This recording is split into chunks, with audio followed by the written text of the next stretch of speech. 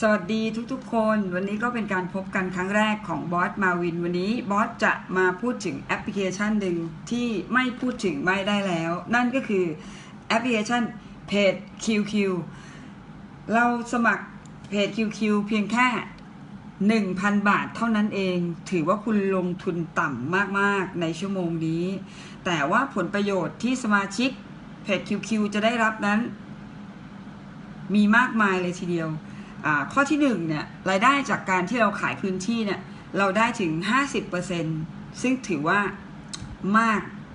จริงๆครึ่งหนึ่งเลย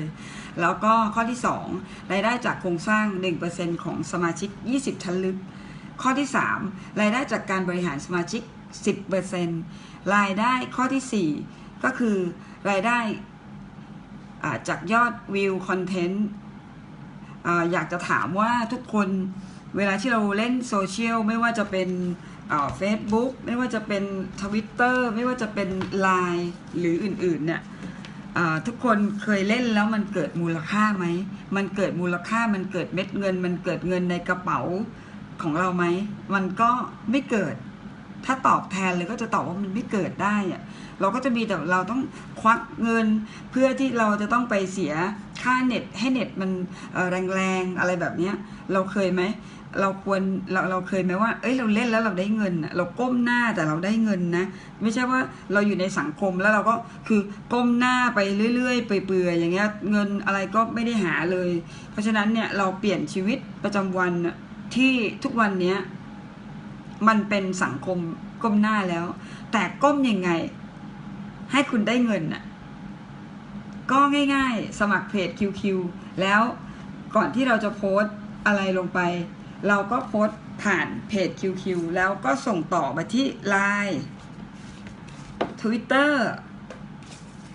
Facebook และช่องทางอื่นๆอีกมากมายเลยมันกลับสร้างเงินในกระเป๋าให้คุณได้มันอาจจะเป็นจำนวนเงินที่แบบไม่ได้มากมาย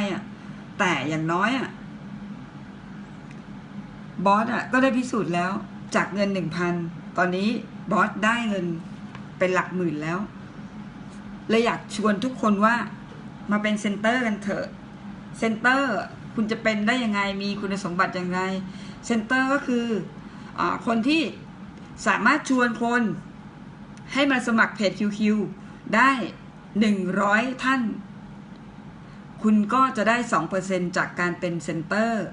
แต่สิ่งที่ได้เหนือกว่านั้นอีกก็คือคุณจะได้เพื่อนคุณจะได้มิตรภาพคุณจะได้ผู้คนที่น่ารักแล้วก็เราก็จะได้เห็นทุกคนมีคุณภาพชีวิตที่ดีขึ้น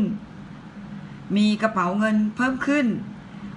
เห็นทุกคนมีรอยยิ้มมีสุขภาพที่ดีมีความสุขได้ท่องเที่ยวได้ทำในสิ่งที่ตัวเองอยากที่จะทำมันง่ายมากเพราะฉะนั้นวันนี้ที่บอสมาพูดก็เพื่อจะยืนยันว่าเพจ QQ เนี่ยสมัครเถอะเราได้เงินจริงๆแล้วก็ได้จับเงินจริงๆแล้วก็จะบอกกับทุกคนว่าง่ายกว่านี้มันก็ไม่มีแล้วนะอันนี้ง่ายสุดๆแล้วลงทุนต่ำสุดๆแล้วอยากให้ทุกคนได้มาลองเรียนรู้มาลองสัมผัสจากข้อเท็จจริงเลยว่าเฮ้ย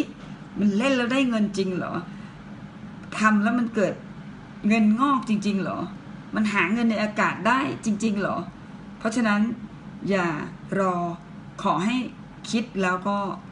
ลงมือทำเลยแล้วบอสเชื่อว่าคนที่จะประสบความสำเร็จได้ทุกคนถ้าคุณไม่มีเงื่อนไข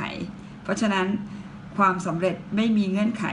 บอสทำได้ทุกคนก็ทำได้